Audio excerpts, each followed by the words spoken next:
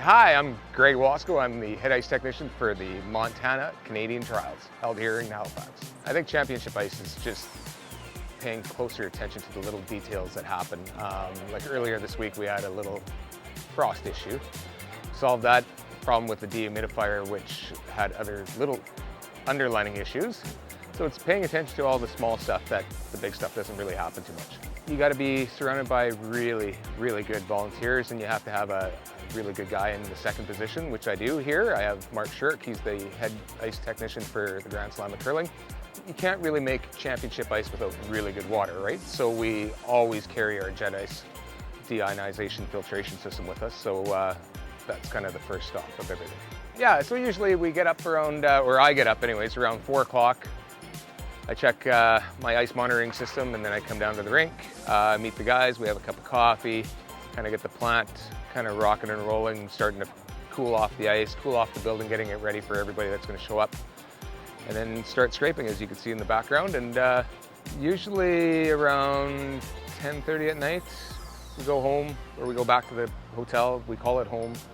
Kind of debrief as we're kind of going up in the elevator. We don't talk to each other, and then start it all over again the next day.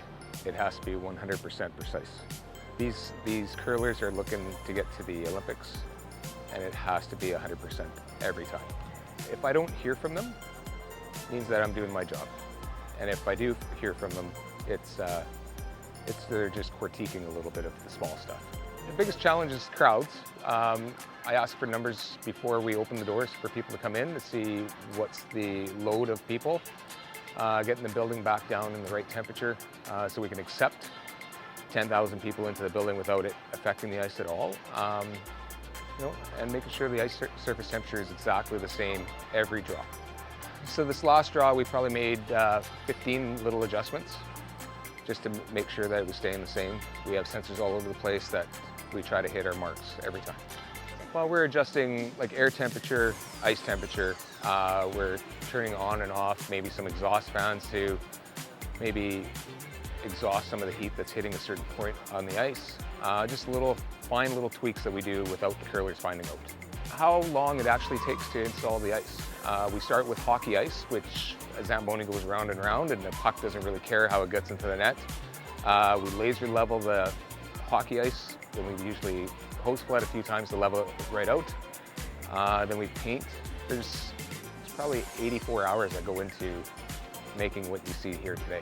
Yeah, so without obviously our great partnership with Jet Ice, we wouldn't have such vibrant logos that are in the ice. They are very easy to install. Yeah, these are the greatest logos ever to put into the ice. I guess my favorite part is seeing everybody come off and saying on how great of an experience they had. We have a couple of new teams into the ranks, and listening to them saying how great it is to play on my ice, that's kind of gives me the warm fuzzies.